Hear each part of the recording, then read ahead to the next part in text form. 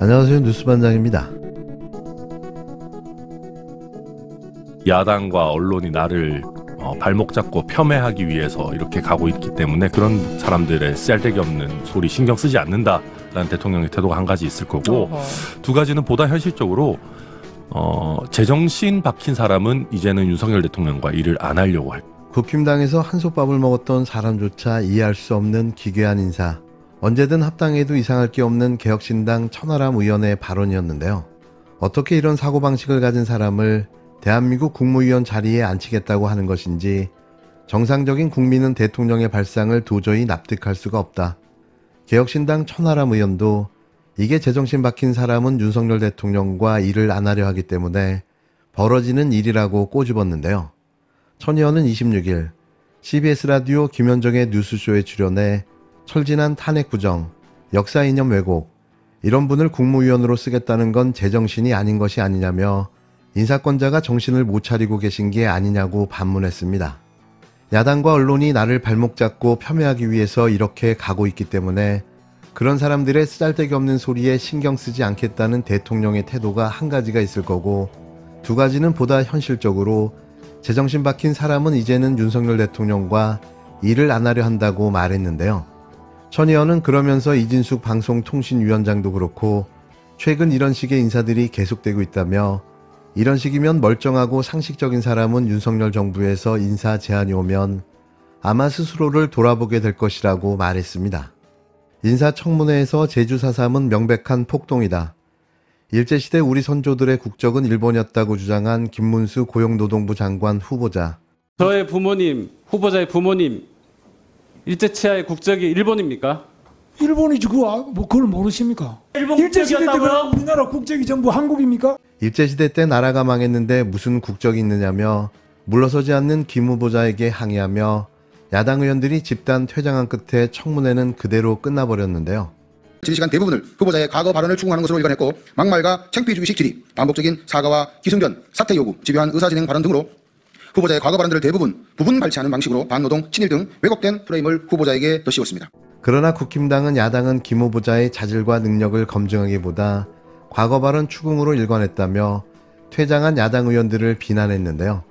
국힘당은 특히 파행의 단초가 된 김 후보자의 역사 관련 발언도 우리가 역사교과서에서 배운 내용 그대로라며 후보자는 최선을 다해 팩트를 중심으로 답변 드린 것이라는 황당한 주장까지 내놨습니다.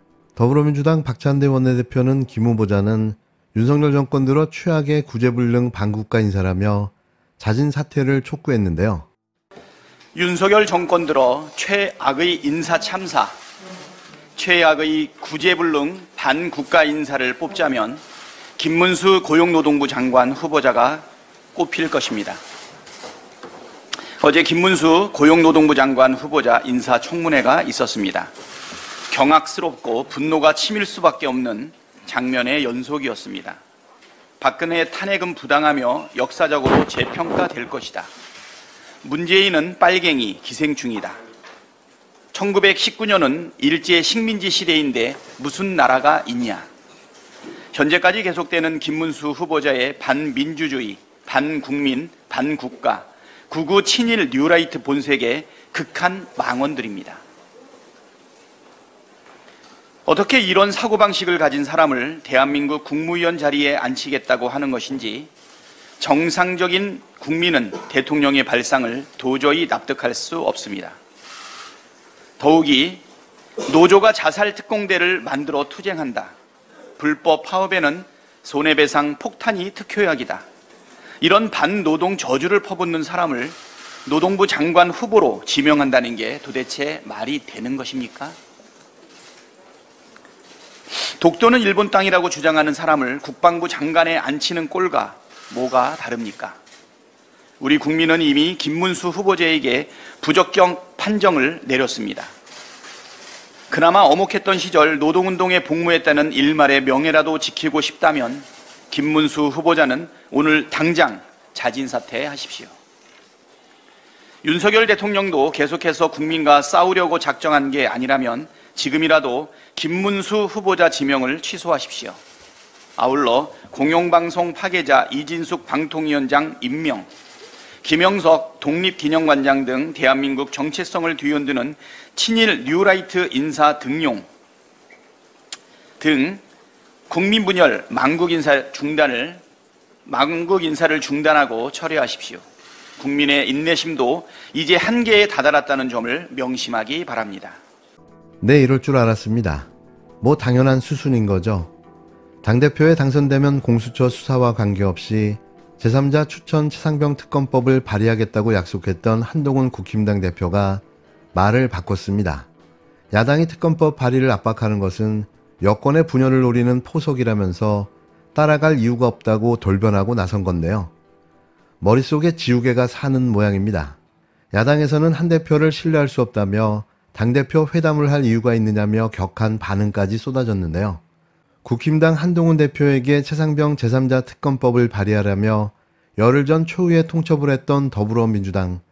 시한 마지막 날인 26일 한동훈 대표가 답을 내놨는데요.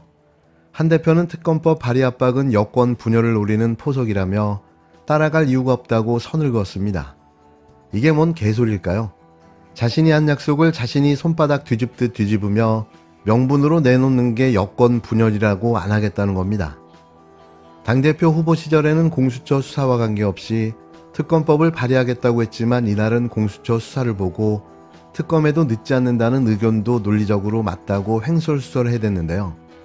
그러면서 정급하면 민주당이 단독으로 제3자 추천 특검법을 새로 발의하라고 공을 넘겼습니다. 대표 당선을 전후로 불과 2달 만에 약속을 사실상 뒤집었다는 비판이 나오는데요. 결국 자신은 아무런 권한이 없는 바지 아바타 당대표라는 사실만 보여준 셈인 거죠. 한동훈 대표 본인이 주장하던 제3자 추천 특검법을 우리 당이 수용할 수 있다고 하니까 이런저런 핑계를 대면서 최혜병 특검법 발의를 사실상 거부했습니다. 한 달 만에 나타난 한동훈 대표가 제일 먼저 한 것이 국민에 대한 기만과 거짓말이었던 것입니다. 한편 대통령은 지난 기자간담회에서 공수처 수사 결과를 보고 특검 여부를 결정해도 늦지 않다라고 했고 한동훈 대표도 비슷한 취지의 말을 했습니다. 최혜병 특검법을 하지 않겠다라는 말입니다. 대통령과 한동훈 대표는 최혜병 사건의 진실이 밝혀지는 것이 두려워서 그러는 것 같습니다. 그렇기 때문에 계속 거짓으로 시간 끌기만 하고 있습니다. 공수처 수사를 지켜보자는 말이 얼마나 허황된지 말씀드려 보겠습니다. 최혜병 사건은 공수처의 기소권이 없습니다. 공수처 법에 그렇게 나와 있습니다. 공수처가 수사를 아무리 잘하더라도 기소를 하기 위해서는 서울중앙지검으로 사건을 이첩해야 합니다. 그렇게 되면 최혜병 사건은 다시 사건이 묻혀질 수 있습니다. 대통령의 최측근 검사장이 서울중앙지검장으로 왔기 때문입니다. 김건희 여사 명품백 뇌물수수 사건을 무혐의 했던 것과 비슷하게 서울중앙지검 이창수 지검장에게 최혜병 사건을 맡기는 것은 고양이에게 생선을 맡기는 것과 다를 바가 없습니다. 그래서 최혜병 특검법 반드시 통과해야 합니다. 한편 국민의힘은 특검 후보 추천과 대통령의 임명, 수사 과정에 대한 언론 브리핑, 사건에 관한 수사와 공소제기 여부 결정 및 공소 유지 등 우리 당이 발의한 최혜병 특검법에 독소 조항이 있다라고 거짓 선동을 하고 있습니다. 최혜병 특검법에 있는 조항들은 과거 박근혜 국정농단 특검에도 있던 내용이 거의 그대로 들어 있습니다. 그때는 맞고 지금은 안 맞다라고 주장하는 것은 어불성설입니다. 대통령 관련 사건에 검찰이 수사하는 것은 대통령이 직접 수사하는 것과 같다. 이 말은 제가 한 게 아니라 당시 국정농단 특검의 백서에 그렇게 적혀 있습니다. 윤석열 대통령이 팀장으로 참여했던 그 특검의 백서에 적혀 있는 말입니다. 그 말을 그대로 되돌려 드립니다. 그래서 특검이 필요합니다. 야당은 이런 한 대표를 어떻게 신뢰하겠냐며 맹 비난했는데요. 바지 사장 아니냐, 공수표를 날린 거냐는 비아냥은 물론 당과 용산을 설득하지 못하는 당대표와는 여야 회담을 할 이유가 없다는 격한 반응까지 나왔습니다. 최상병 제3자 특검 발의 문제는 당장의 한동훈, 이재명 두 당대표의 회담은 물론 곧 시작될 9월 정기국회와 민생법안 협치, 한 대표를 둘러싼 신뢰 논란까지 전방위적으로 번질 조짐을 보이고 있는데요. 이래서 영수회담을 해야 하는 거죠. 아니 김건희 씨와 회담을 하는 게 더 나을 수도 있습니다.